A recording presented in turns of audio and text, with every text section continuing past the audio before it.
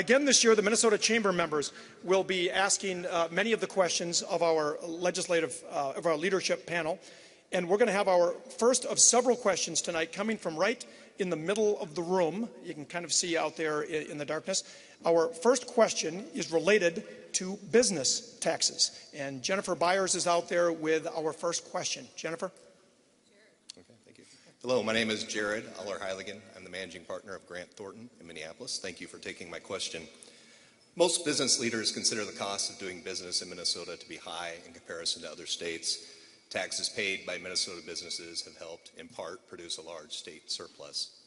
The timing seems right to address two of the Chamber's highest priorities: tax relief for businesses, including pass-through entities, and spending reform. My question of the panel is, what do you support in the area of tax relief beyond property tax reform, which I believe has broad support?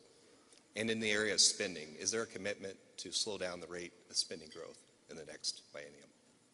All right, thank you very much, Jared. And we will address business property taxes, I think, a bit later. But let me start with Senator Bach, because you served as chairman of the tax committee for a number of years and have not always been in lockstep with what the chamber would like to see happen. But I know you're an expert on these matters. So let's start with you.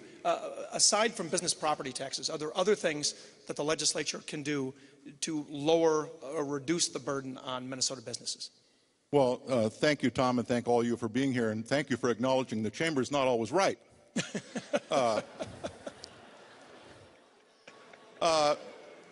He knows how to warm up the crowd, doesn't he? You haven't seen nothing yet. Back in 2010, I was the architect of a major expansion of the state's research and development credit for businesses. I do hope that we can build on that further. There's a provision in the Senate tax bill that's in conference committee to do that. I very strongly support that. We also have a provision that's sitting in the tax conference committee in the Senate tax bill for a workforce housing tax credit. There are a lot of places in this state where employers really, really need employees, but one of the major obstacles is workforce housing. So those are two tax provisions that the Senate has in the tax conference committee that we think could be a benefit to a lot of Minnesota businesses in our economy. All right, Senator Hand, let me throw it over to you. I know you took notice of the Chamber's recent report about the business climate in Minnesota, and you think there's much more that can be done. Well, first of all, let me thank all of you who are here representing the businesses that really drive the economy of the state of Minnesota, and we appreciate what you do. You provide opportunities for all kinds of people in the state of Minnesota to find jobs, to work, provide for their families, and you really are the economic engine of the state. Contrary to what a lot of people think, it's not the legislature. But we can do more. We've got a great opportunity this session.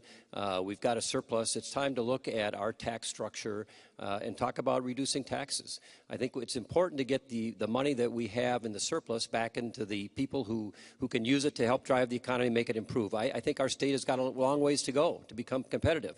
The thing I am fearful of, to kind of respond to the second part of your question, is that if we don't do tax relief, that money is going to get spent. And the legislature has been pretty good at spending money. I'm not sure that we always spend it to great effect, but I think if we take some time and look at can we do some things either to return the money to businesses or families, that'll do a lot to improve our economy, and I hope we can make some progress this year. All right, thank you, Senator Hand. Speaker Daudt, he alluded to the surplus, $900 million, down a little bit from what we were looking at just in December. There is some concern about if you do too much tax relief, that this is maybe one-time money that might not be there further down the road. How do you finesse that argument? Well, first I want to thank everybody as well for being here tonight and for inviting us to be here. We're starting, it's ready, set, go, right, for the legislature. We're going to hit the ground running and hopefully tackle a lot of these issues. But when I say thank you to you, I say it very sincerely because I think sometimes in St. Paul, we don't appreciate the businesses that employ Minnesotans and really are the economic drivers to really grow and maintain a growing, strong economy. And we know the risks and difficulties that folks have in doing that. So I very sincerely appreciate the work that everybody does. I think that the reduction in the surplus should be noted in that we didn't adjust the tax code in the last session.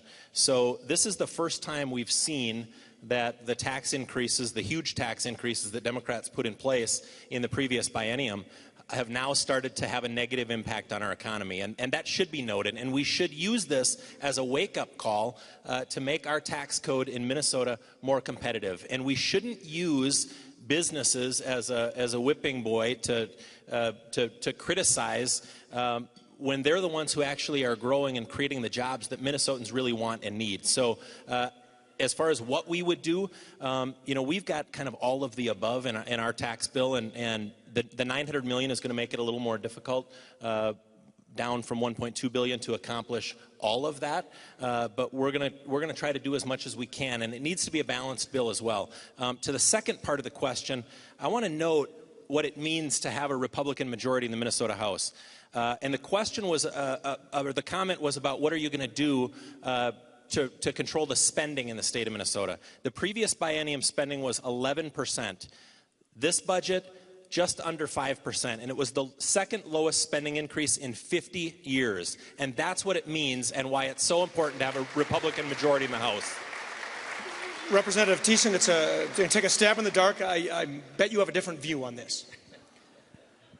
Yes, Just a hunch. I do. Playing a hunch here. So, no, I mean, I think that, the thing that people have to understand, first of all, is that what has happened over the last several years, the reason that we are in this position of talking about whether it's new spending or tax relief is because in 2013 and 14, we put together a budget that left us with a very substantial budget surplus. After over a decade of budget deficits and really poor financial and fiscal management of the state is now on the right fiscal track. We have a situation where we can start making long-term decisions instead of just expanding, responding to crisis to crisis to crisis. And the thing that's important for people to remember, even though this $900 million number is out there, the reality is that there really is only about $450 million, and I say only in the sense that it's about half, that is ongoing spending. Because if we spend $900 million, we will be in a deficit a year from now. And so I think that perspective is really important, because what happened in the budget forecast is that the money in the next 2-year biennium fell by nearly $900 million.